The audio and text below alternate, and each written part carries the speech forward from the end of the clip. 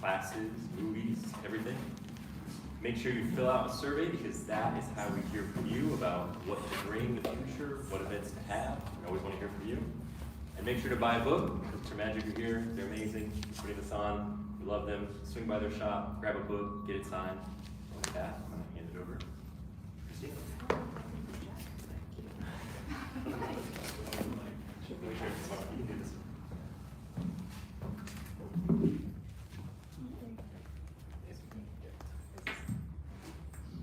Cool. Is this too loud?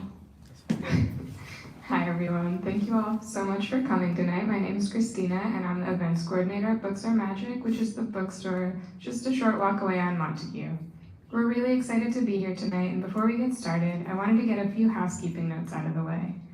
I first want to thank the Brooklyn Public Library for allowing us to use their space for this event. If you're looking for the restrooms at any point, they'll be through the auditorium doors to the left. We'll be doing a hand-raised Q&A towards the end of the event, so start thinking of questions to ask now. After the talk tonight, the panelists will be signing and personalizing books from the stage. Additional copies are available where you checked in. If you're joining us virtually on the live stream, we'd love to encourage you to buy a copy of Evidence of Things Seen online using the link in the live stream description. Today, it's my privilege to introduce you to Evidence of Things Seen, a groundbreaking new anthology showcasing the future of the true crime genre. In it, 14 of the most innovative crime writers working today cast a light on the cases that give crucial insight into our society, and in doing so, reveal how the genre of true crime can be a catalyst for social change. Evidence of Things Seen is edited by Sarah Weinman. Sarah Weinman is the author of Scoundrel and The Real Lolita and the editor, most recently, of Unspeakable Acts. She was a 2020 National Magazine Award finalist for reporting, and her work has appeared in numerous publications. Weinman writes the crime column for the New York Times Book Review and lives in New York City and Massachusetts. Sarah will be joined in conversation this evening by 3 contributing writers to the book. Jeong is a writer for Vanity Fair and winner of the 2022 Ida B. Wells Award. She has also won awards for her upcoming book on sex work, as well as many accolades for her reporting from Afghanistan during 2013 to 2017. Amelia Schonbek is a writer and editor who lives in New York. As a journalist, her work focuses on the ways that politics and social policy shape individual lives. You can read her stories in New York, the New York Times, The Believer, and Long Reads. She's also a features editor at Hazlitt. Samantha Schuyler is a writer, fact-checker, and editor from Florida living in New York. Her writing has appeared in The Nation, Jezebel, The Appeal, and The Baffler. Please give a very warm welcome to all of our contributors tonight.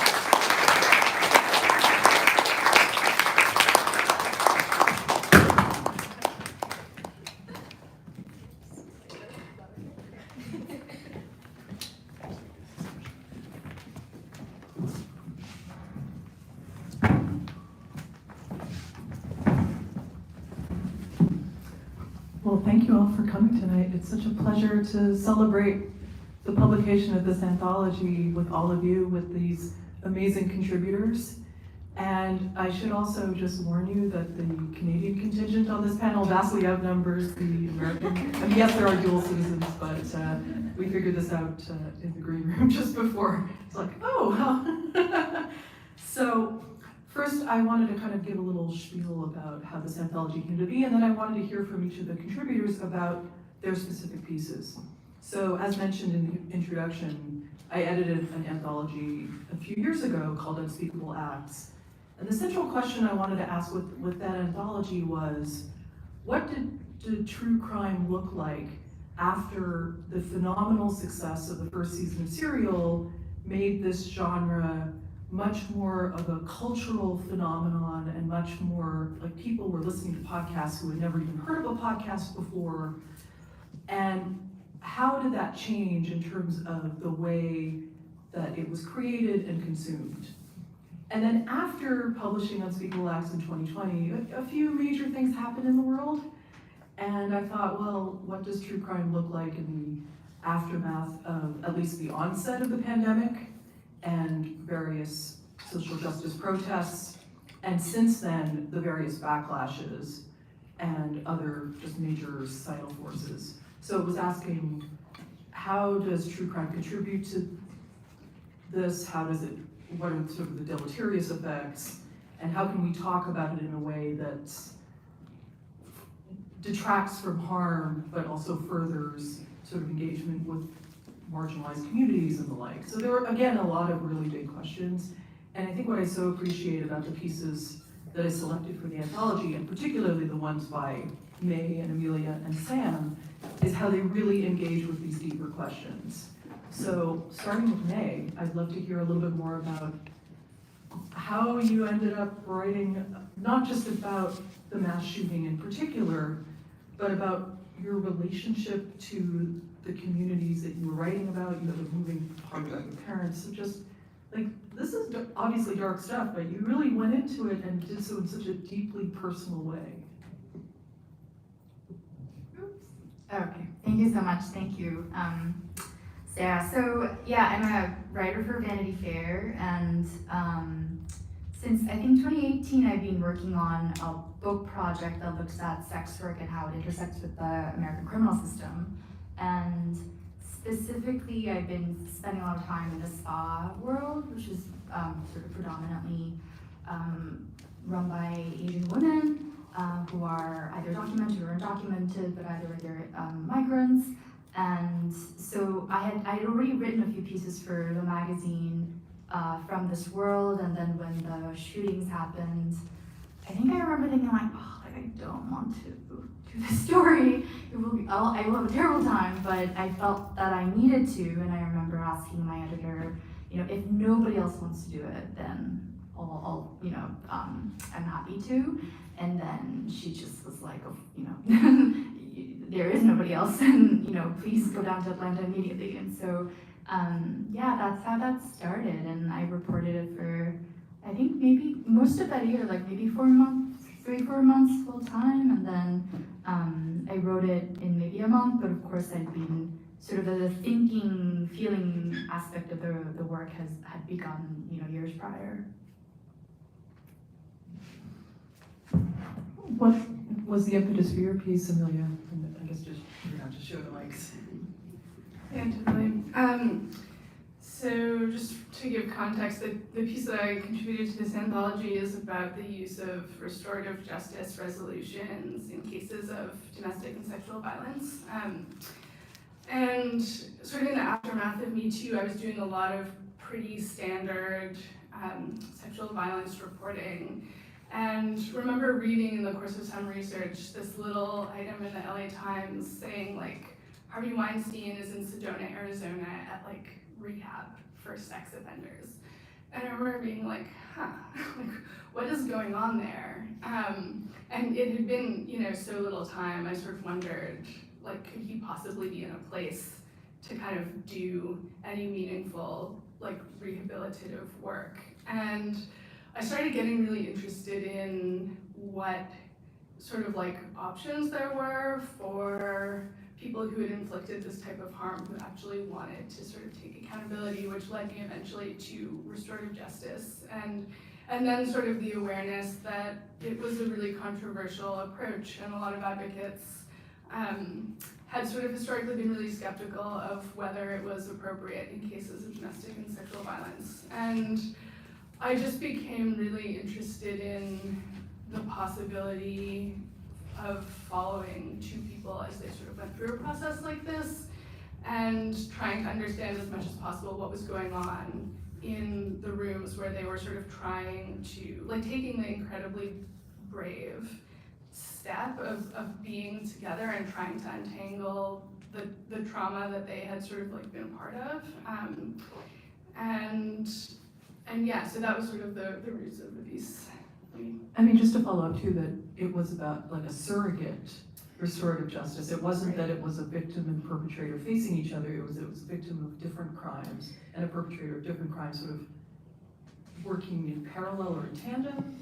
Yeah, so one way that some advocates have sort of tried to make spaces that feel both productive but also that try to keep people safe is to do these surrogate dialogues. So they will pair a sort of offender and survivor of similar types of violence, and they'll sort of come together with advocates and a facilitator who are sort of like helping them have conversations that can hopefully like answer questions and find closure together. So that's like a step that for some people is just a little bit more accessible than potentially being in a room with somebody who's caused you an extremely just like intense and vulnerable type of harm. So that's sort of why that is used in these cases some of the time.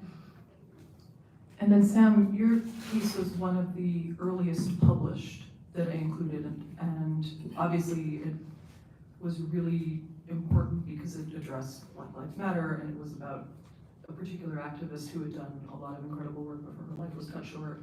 So I want to hear about how you came to write your piece. Yeah, at the time I was in New York, and this was around the time of the George Floyd uprisings, and I had seen on just Toyin Salau, who is the young woman who was murdered. Her death went viral, which was unusual because she had lived at the time in Tallahassee, Florida, which is the capital of Florida. It doesn't get really a lot of news coverage except for, politics, other terrible things. And I wanted to look into that because Tallahassee is just not particularly, it's just not a coverage area for a lot of places. And as I was, taken aback by this young, she was 20 years old, this young person's life cut short,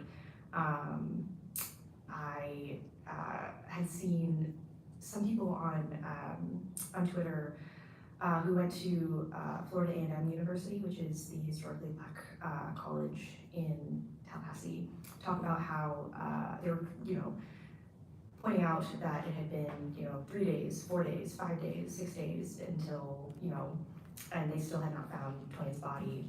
And about 10 days in, they did find her body, and there was just a lot of discussion happening online among young people, and I became very interested in who they were, and I wanted to get to know them, so I reached out and started to talk to them. Also, what was particularly resonant about your piece is that there had been so much online social media stuff about Toyin's murder, you didn't really get a sense of Toyin's life. And how was it just trying to report out her life and who she was in that context? And also just this is kind of gonna get into a larger question about, reporting on communities that are different from one another, but specifically, how was it, reaching out to people who knew Toyin, and were they receptive, were they reluctant? Like, what sort of challenges did you face on that score? Yeah, I was surprised that they were not reluctant at all. They were really, really eager to talk because they had felt that because she had gone viral and because her story had been basically like Xeroxed over and over and had sort of lost meaning. Every time there was a retweet, it was just sort of blurring her picture. They wanted to talk about her particulars, like who the person that they got to know. And they had not really known her for a very long time. They were all very young. I think the oldest among them was probably 23. And so, that's a time in your life when you're making really intense friendships, and that was the case with Toyin. They all had sort of, within a couple weeks of protesting together, had realized that there was like a kinship among them. And I think especially Danny had sort of seen her as a friend that they wanted to, continue, that they wanted to have throughout their life. And so it was particularly devastating when she was murdered. They wanted to talk about her and were surprisingly very open about it. I think I reached out to someone who had tweeted something about how there being search parties, and I hadn't seen anything about the police conducting search parties. In fact, they had not.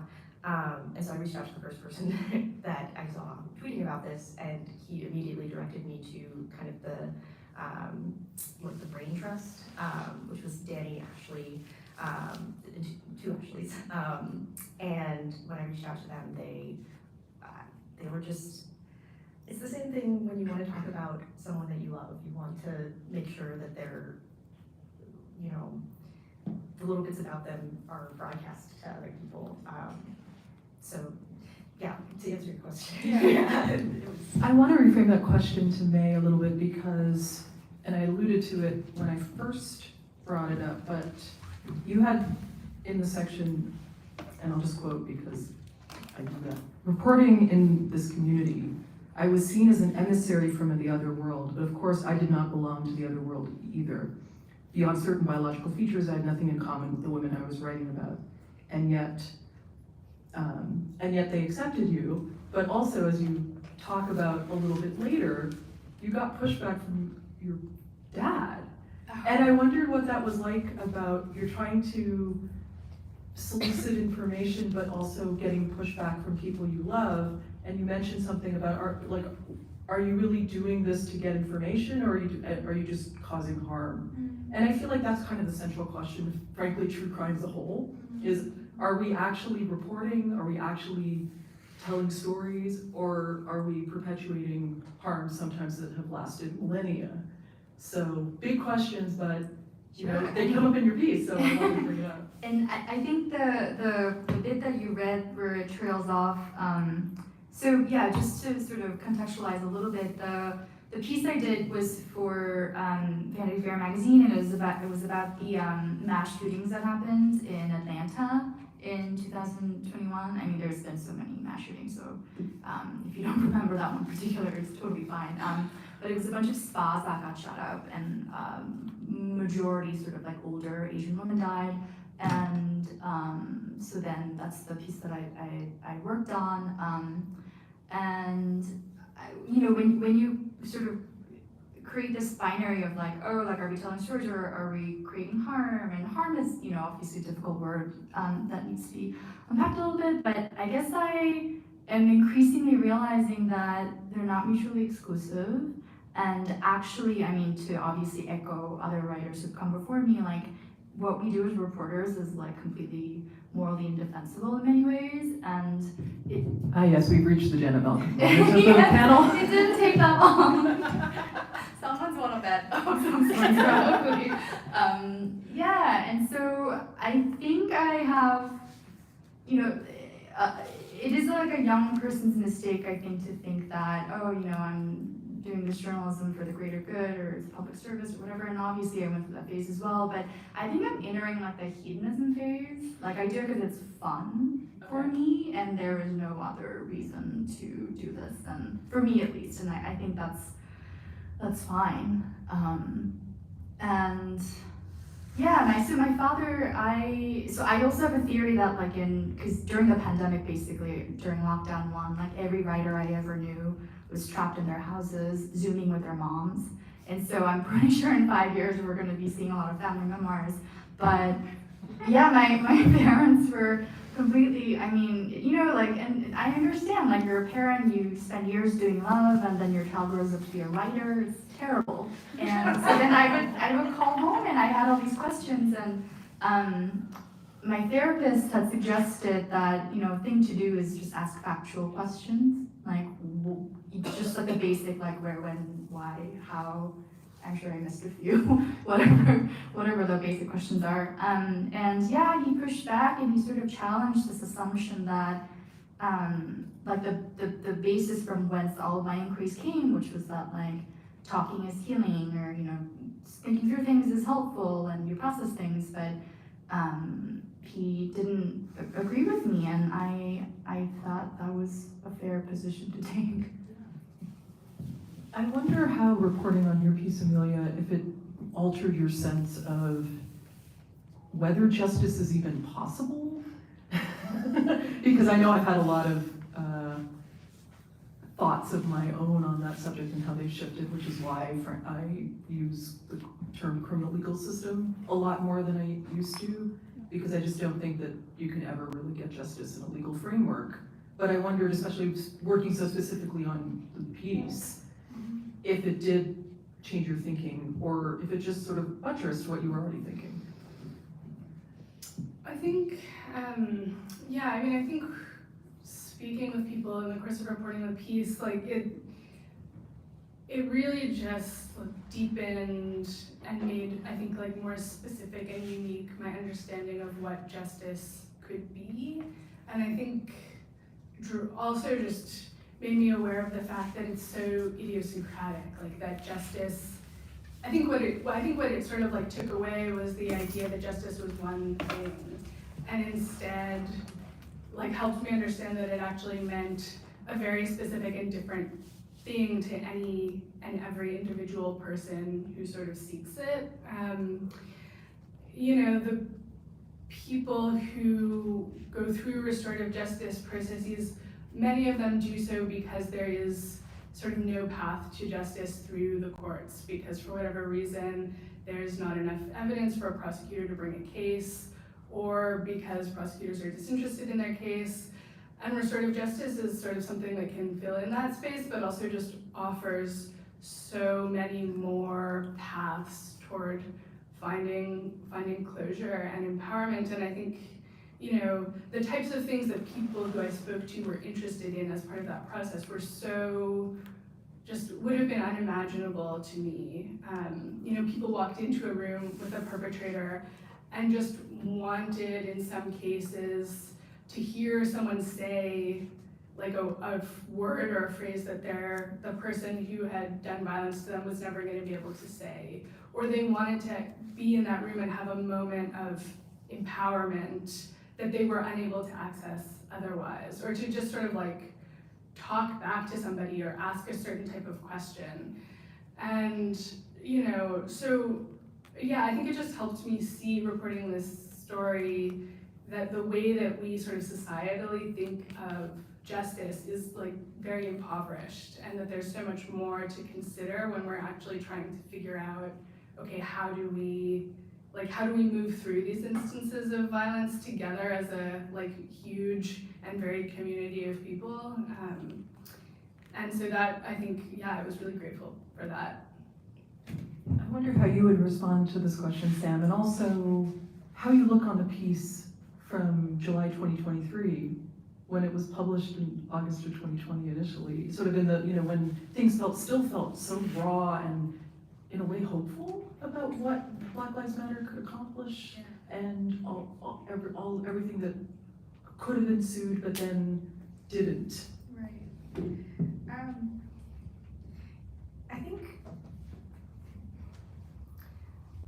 I think that much like, we did have a moment of hope, of course. I remember feeling extremely hopeful out in the street with everyone. That was kind of it was a very communitarian moment, and I felt like we were as one society, like saying something important. But I think that maybe there's a bitter part of me that thinks that there is so much, not much has changed, and that's what the girls were saying. Like, it completely justifies their point that there are broader and larger dynamics at play, rather than just, you know, someone doesn't just get shot. Who got shot? What is the color of their skin? Where do they come from? What's their socioeconomic background? It's much more complicated than just a cut and dry violence. And I think that what I come back to all the time is that they were so young, and they still are, but Chloe was 20, they were like 22, 23, and they were all grappling with these things in such a, you know, in a very youthful way, in a very idealistic way, and a very black and white way, but also a very, it felt in some cases more sophisticated than people that I was talking to during the protests, you know, people that just like my own age, or people that I worked with, or people that I knew. And so I think that they themselves, just the fact that they were processing all of this and metabolizing sort of what felt like an earth-shattering moment, and doing it at the same time while they were experiencing an earth-shattering personal experience that actually demonstrated everything that they were, the injustices that they were trying to understand as young people. I think that gave me a lot of hope. And they're still doing that. Like,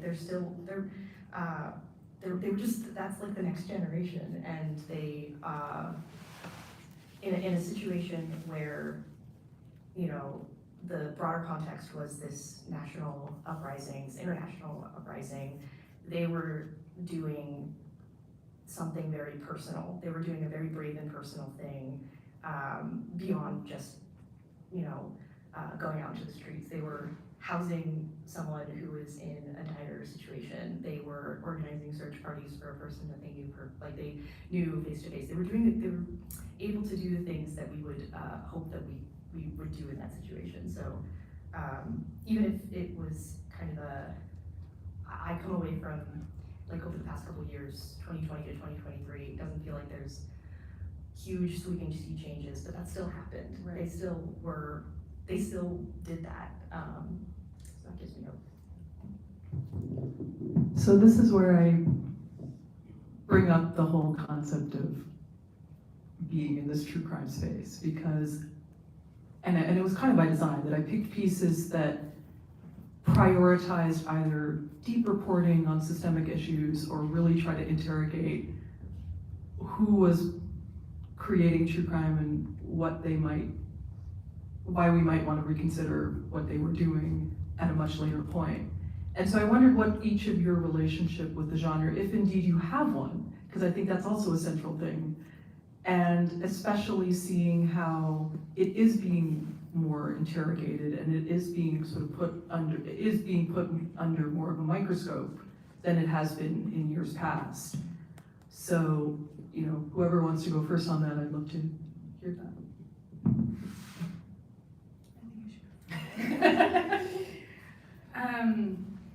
So I've been, like, admittedly, historically a real skeptic of, I think, a lot of true crime writing.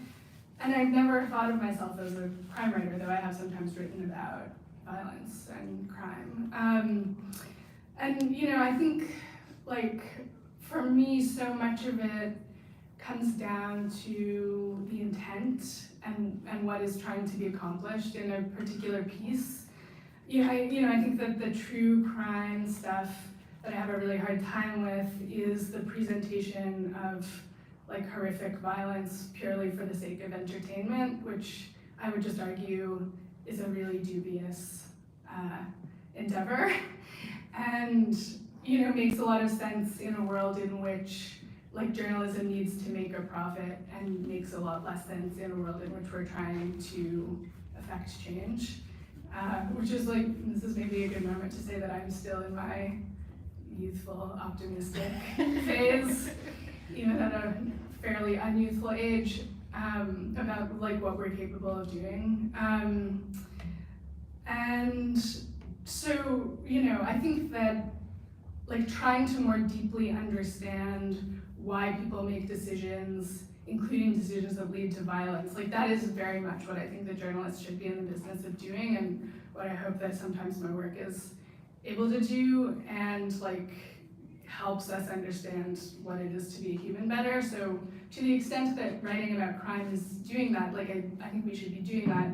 And I think that there's, like, a lot of space to critique the way that it has been sort of, like, monetized by this very dysfunctional industry that we are all situated within.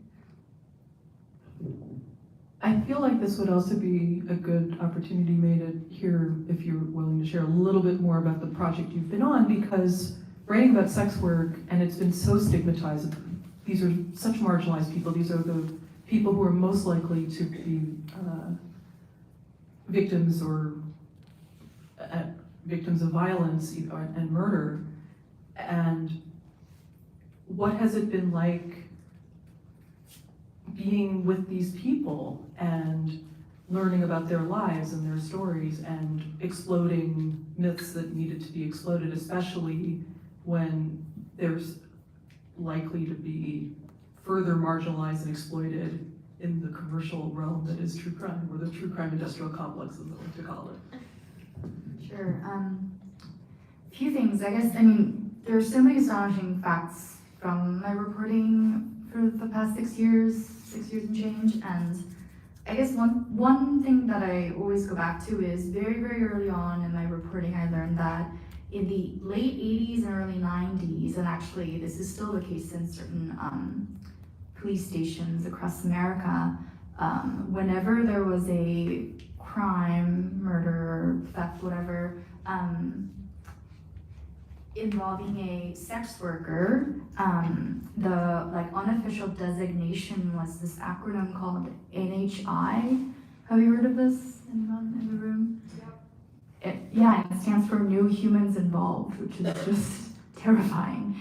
And so I guess I'm just realizing like the project of journalism for me is still kind of like getting people to understand that like we contain multitudes, like an identity is not fixed.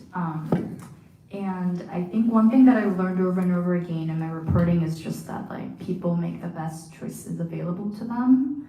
And that fact is often lost, I think. And then I guess like the other thing that I'm thinking about is like, yeah, this sort of dilemma of like, you know, an event happens, one must report it, what does one do as a reporter, like what are the ethics around it? And I mean, I asked these, you know, similar questions after the shooting in Atlanta, and where we landed, my brilliant editor and I, it was actually mostly her idea, was, you know, because you're in this bind, you're writing about a community that like never wanted to be written about in the first place. You have to talk about the assailant, the shooter, but that is like giving this person more, you know, spotlight than, you know, I think they deserve. And so then the workaround that we came up with was simply to, you know, obviously like write about people who wanted to be written about, and then we chose not to name the shooter in the piece. And I felt like that was like a compromise that I was happy to make. And then I guess just like briefly with regards to like the true crime, the question, the existential question, there's this thing about how like, you know, local crime reporting specifically is meant to basically make people like deranged, like we become like the worst versions of ourselves. This is also why I can't be on Next Door. Yeah, and so I think, yeah, just like thinking about that, but then, you know, so then like when I think about that, I think like, oh, terrible, like abolish true crime. But then I think about how, you know, when I was a young reporter in Afghanistan, actually, bizarrely, what was helpful was like having that kind of a mindset of like a local reporter, and the great reporting that's come out of, you know, that country. A lot of it was about crime. It was about like the crimes that the CIA were committing. It was about war crimes. It was about like what were the local police doing. And so if you like broaden the definition of what constitutes true crime, which like I think the definitionally it's just like real crimes committed by real people, then yeah, like I'm all for it. Yeah, I mean, that's kind of been my project the last few years, is to look at it as widely and as expansively as possible. So I wanted to reframe the question for you, Sam, because I feel like one of the projects that I know you the most for is fact-checking Last Call by Elon Green, which is now the basis of an HBO doc, which just started airing. You should all watch it, it's great. But I wanted to hear more about fact-checking that book and what it was like, especially because this is a book that has, I think, rightly been hailed as doing the things that true crime, frankly, should have been doing all along. And I wondered what it was like, sort of, you know, from your inside-out view. Oh, happy to. I had a great experience. Thank you, Elon. We're not just saying that. You're welcome. No. It was really, really great, and I had not, personally, I have been only vaguely interested in true crime, and I think that I decided to work with Elon on the project because of the way that he described it. He talked about it as sort of reframing true crime. It became so much more interesting just by the way that he was approaching the story. It was intense. I don't know, Elon's reporting just like so much information, so much talk, so many interviews, talking to not just the families of the people who lost family members, but also police officers. And actually, listening to the interviews of the police officers was so interesting because I think that the police system that we have right now is extremely violent and dissatisfactory, but there are still people who are trying to solve crimes, and just hearing them work through the process of finding evidence and basically trying to logic their way into some kind of closure.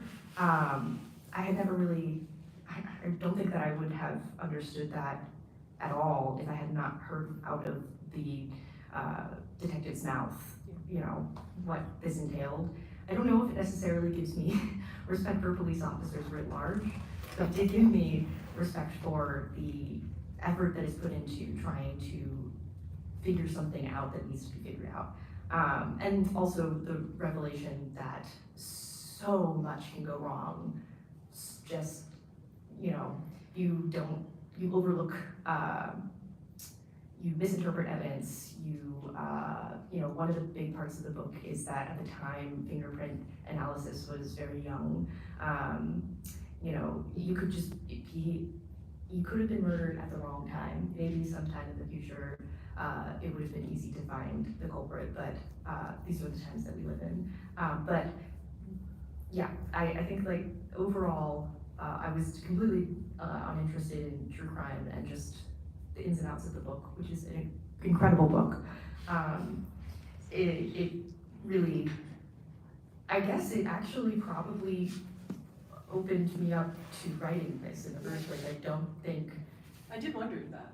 Yeah, I don't think I consciously thought about that at all. Because I feel like when it comes to the loss of human life and the legal system around that, that just seems like such a delicate matter that I don't know if I felt particularly equipped to handle. And so I would just kind of shunt it off. But I don't know, after months and months of working with Yana through a very, like, a really complicated investigation, seeing all of the elements of it, and especially how it impacted the families, made it, I think, more, I guess it opened me up to it, yeah. I also wanted to talk a little bit about fact-checking and truth in true crime, because this is obviously a topic, and I say that obviously because a few months ago I published an op-ed in the New York Times on this very topic after a very strange experience of watching a scripted feature based on the Boston Strangler case and figuring out that someone who was presented as still alive had actually died some years ago, and because I picked up the phone and apparently the filmmakers hadn't. So it just sent me down this spiral of what are we even doing here if we can't even just stick to actual facts. And Amelia, I know you also, I knew you before, but you actually checked one of my pieces for New York Magazine, which was an excellent experience. Probably because it was just such a super fun piece to work on. It was on this kidnapping that happened in the late 1930s. So it was just like, yay, I get to do mid-century true crime again. But I wondered what your thoughts are as a checker, as an editor, as a writer, all of that, about the ways in which crime nonfiction often hews a little too close to fiction and thus plays fast and loose with the facts. Okay, I'm gonna try to answer this completely but also quickly because I have a feeling that you're giving us a time signal. Yeah, I mean, so I guess there are so many things that could be said about this. You know, anybody who's kind of thoughtful, who starts working as a fact checker, I would say within the first 6 months has like an immediate crisis of truth. Yeah, absolutely. You just sort of realize like, oh wait, you know, like we know intellectually that there is no objectivity, but then you see it when you peer behind the curtain of so much work, like there's a lot of mess back there, even coming from people who you respect. And I think that working as a checker, you're basically untangling what other people have done and verifying whether it holds up. And I think you just can't help but realize that, you know, what we know is just almost inherently built on such shaky foundations. Like maybe we know something because someone thought to put it in a book 50 years ago, but that was one person's perspective, their like individual and idiosyncratic framing, based on like potentially, you know, in cases where, there weren't a lot of people observing an event, like from they're sort of reporting from the particular place where they're standing, and they may have literally only had like one view on this series of events, and something else equally important could have been happening, however many miles away that they just didn't have insight into. And I think once you start checking, you just realize that's everything that we know.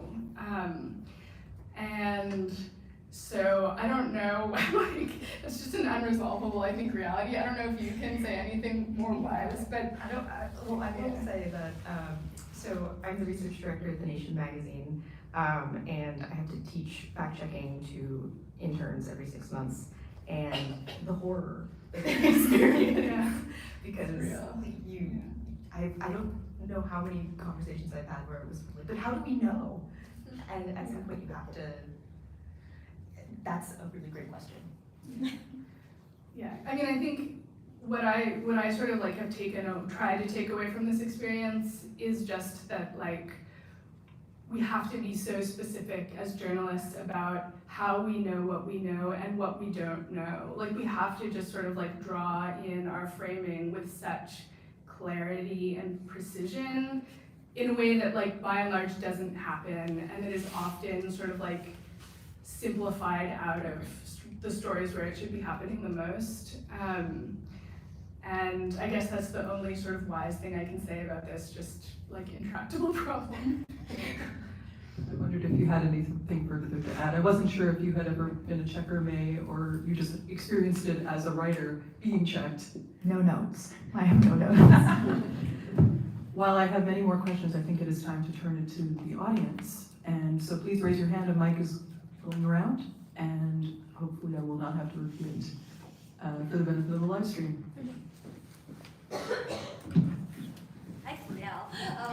I'm just curious about and maybe this is more for Sarah as in her editorial role, but there's such a appetite for true crime. Obviously, a lot of people's first experience is watching Dateline or IDTV, and I think there's such an opportunity to draw the consumers of that to more complex material told in the ways that you all tell it. But is that a responsibility? Is that an interest of you as writers to sort of open those doors? Because I do think sometimes consumers of true crime are sort of tarred with the same brush in some ways as just wanting junk, but in some ways they're wanting stories about their lives, about their community, and what you think that the opportunity there could be. I mean, to answer that, I think the best stories are the ones that tell you something you didn't know that you wanted to know. And so if it's done in a way that is different in style, structure, tone, subject matter, recontextualization, obviously that applies to any kind of topic, but I think particularly in true crime, which has fallen into a lot of traps in terms of, well, we have only X number of minutes or X number of episodes or X number of seasons, or the books have to be X number of pages, that all of these limitations create constraints. And while working in genre in particular, I think constraints can be great, but they can also, you can chafe against them and fall and be lazy with them. So I think finding ways to subvert them, and also just speaking for me, I'm much more interested in finding different ways around a topic. Like, I don't want to be, let's say, writing about a serial killer or about a crime that lots of people are covering, because then, well, everybody else is covering. What new thing can I really add to this? So even if I see some, major breaking story or major development and think, there's nothing new for me as me to add to that, but I'll be interested to see maybe if somebody else can figure out a different way forward. So hopefully that answers your question, and I'm actually curious if anybody else has any thoughts on this. I don't think I understood the question, unfortunately. I guess the consumers of sort of Dateline, IDTV, those stories, is there a way to draw them maybe to more complex stories? Do you think of that as an editor or as a writer? Like, how can I bring them to this? They may not be picking up copies of The Atlantic, but maybe there's a way to draw them in. Dateline? What is Dateline? Sorry. Honestly, that's kind of awesome.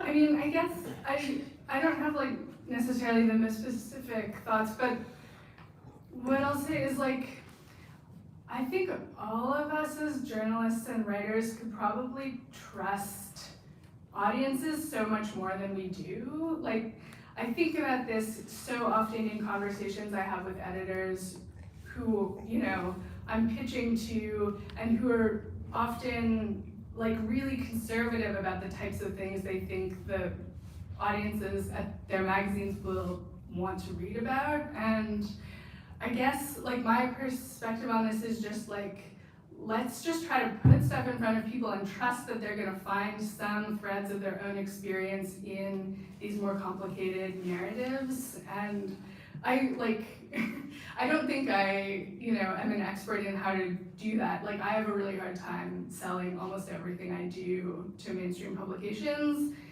but I would just love if we sort of collectively could decide like, yeah, this is a good idea, because I do think that, you know, like people contain so much more than we think. Like that is, I think, like the lesson that's underneath all of the reporting we've talked about. And so it would be cool if, you know, we could just write more interesting stories.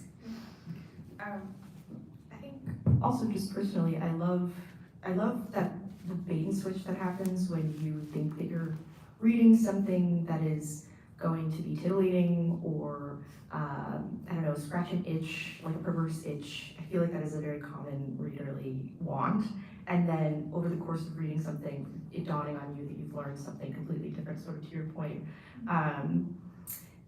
I think that can happen in all kinds of things. It could happen in Hollywood stories. It could happen in true crime. So I think that this is like a human urge that is exploitable in I think a really good way, because we want to be entertained. We want to know something that we don't know, solve a mystery, and fortunately, the world, there's all kinds of mysteries in the world, even beyond just like the surface level mystery of who done it or why someone was murdered. There's in high stakes situations, there's going to be meaning. Question over here. Let's wait for Christina to bring over the mic. Thank you. I'm interested, for those of you who've worked on both contemporary stories and more historical stories that are maybe removed by a generation or two, what differences in that experience you've found, and in particular if this sort of reckoning with how we engage with true crime and stories of crime and stories of violence is also being brought to those more historical cases as well. I suppose that there's often this tendency within the genre to go for historical cases where maybe there are no surviving witnesses who can give their side of the story, and so it's a more exploitable genre at times. That's obviously not always the case, but I'm interested in the experiences of you all around that kind of question. Thank you. Well, have any of you done more historical stories? Because obviously that's more my thing. So, and I think one of the main challenges that I have in pursuing historical stories, but it's also one of the reasons that I do that, is because it almost is like a chase of, I'm trying to track people down before they shuffle off into the mortal coil, before the stories and the experiences that they have are no longer accessible because they're not around anymore. And certainly that was particularly present, I think, in my first book, The Real Lolita, where it was about the kidnapping of an 11-year-old girl that became and was included in Nabokov's novel. But tracking down the best friend of this girl, which took a year, and I had to it took doing the right search on Ancestry.com, which led me to figure out what one of her married names was, and then I found a number, I called it, I crossed my fingers, and she picked up. And it was a good thing because I later found out that a few months later she died. So if I had not been able to find her at that particular point, I would not have had this story from her of what it was like to know Sally Horner and to still be so affected by that friendship 65 odd years after she died. So that's such a tangible example of what it was like to report on that, but also just to be present with that person and to try to be as empathetic as possible, but also recognize that I'm also telling a story here, and there's that sense of excitement, there's that sense of, oh wow, I found this person, I tracked you down, and they want to share that story. So all of these complicated emotions are all part of that, even with the historical story.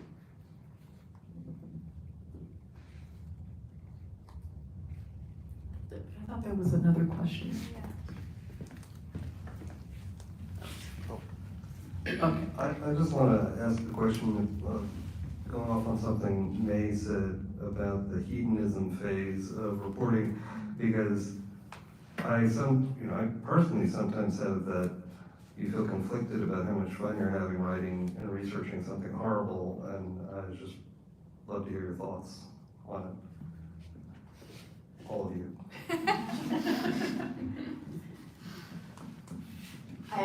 I noticed that you used the word phase, sorry, not final resting place, which is how I think about it. Yeah, I just honestly, I think it just feels more honest to me to acknowledge the fact that there's an element of fun, and because I think the alternative is, like I mentioned earlier, this, you know, and it really plagues, I think, American journalists. I'm not American, and it's because of the way, like, American democracy is constructed, right? We think about, like, the Fifth Estate and how it's, like, an integral part of American democracy, blah blah blah. And so then as a result, yeah, like, I feel like reporters and reporting is glorified, and there's this sort of outsized sense of delusion, really, of like what journalism can achieve. And I saw this so much, especially in like foreign reporting. I mean, like the hubris of foreign correspondents is incredible, and I was one of them. And I guess I'm just, yeah, in like a phase where I'm kind of reckoning with my own role in, yeah, like creating harm. And so then as a, like, with all that thinking, I think where I've landed is that, yeah, like the most sort of honest place to be is acknowledging the fact that I do it because I want to, and there's no other higher reason for it. I'm so curious about your thoughts, each of your thoughts on this too. I mean, yeah, I think, so the piece that I worked on immediately before the piece that is printed in this anthology was this sort of big look back at sort of the history of sexual misconduct journalism, and it was an attempt to sort of assess the cost of coming forward for like several generations of women who had publicly spoken out about sexual violence. And the piece was not about the violence itself, it was about what sort of followed it. It was, you know, about like profound isolation and retribution, and also a lot of the conversations were about the ways that that the initial reporters had sort of treated these women who were their sources. And I thought a lot about that as I was working on it, because, you know, there was just like such a range of possible choices that journalists could make about how to sort of like hold the stories that they were given by these sources. Like, you know, and I heard a lot of really awful shit, frankly, like that people had sort of done over the years in just like not caring for and acknowledging the responsibility they had, I think, to protect people's experiences. And so, yeah, I mean, I guess I feel like we all are kind of working within a system that feels like it has all this forward momentum, and that we sort of need to like do things the way that journalists have done them. And I think there's less just like appetite for sort of saying like, wait, the way that we've done this in the past has been deeply dysfunctional and often doesn't make a lot of sense or have roots that are in any way meaningful. It's just sort of been the way that we've cobbled it together. And so, yeah, I'm just interested in having more conversations about why we're making the choices we make, whether it's what we focus on or how we kind of like engage with the people who are enabling us to do this work, I guess. I think it's important to acknowledge that as journalists, we're already kind of little freaks.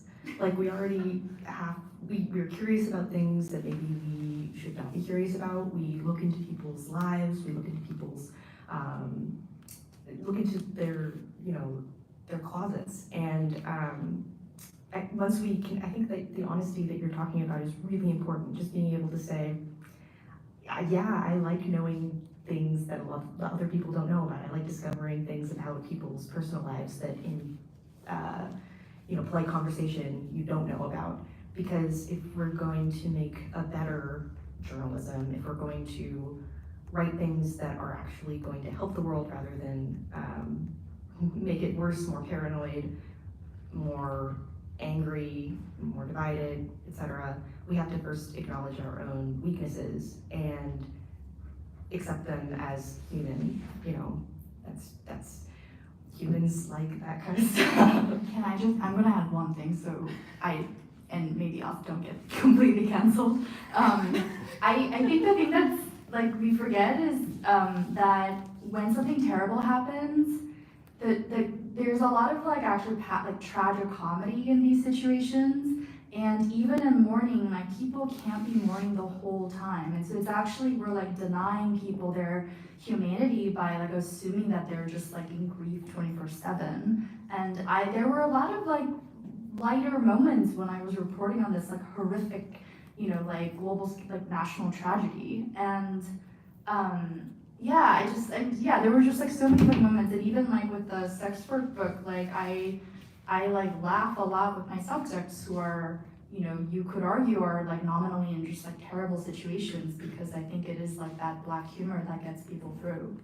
I mean, just to add super briefly is that for my last book, Scoundrel, so much of that was looking through other people's letters, and particularly three people, William F. Buckley, Edgar Smith, who was a murderer on New Jersey's death row, and Sophie Wilkins, who was the book editor, who became captivated by him and essentially embarked on an epistolary affair. And I'm in the Columbia Library reading these letters, and the first time through, I thought, oh, I'm just in this archive, I'm just going to read, professional correspondence by a book editor, and then I realized what I'm actually reading, and I'm just trying not to let on that I'm both excited and a little bit horrified, but also just, oh my God, this is the book. And there's no getting away from that even though the book that I did end up writing was ultimately about how one man caused so much pain and harm to so many women particularly, and how he was the least interesting person in this whole narrative. Reading through these letters was kind of fun, and I'm not going to deny that, even as I also think that working through all of the responsibility and moral culpability, and frankly, increased sensitization of doing crime reporting and telling crime stories, they all kind of work together in this soupy mess. And pretending like none of those things don't exist also, just isn't a good idea. So I think on that note, I first want to thank you all for coming, and I really want to thank May and Amelia and Sam for this amazing conversation. And here we are. It's great.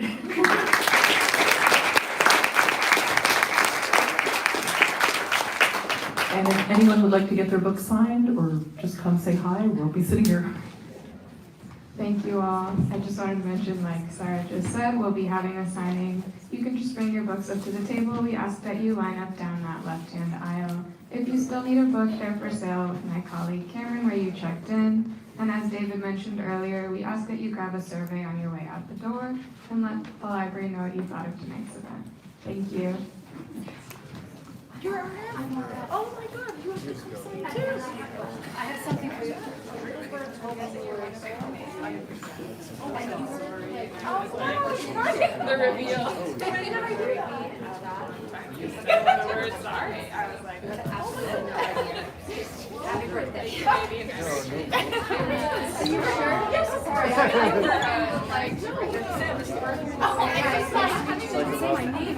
I think that's what I'm gonna hear.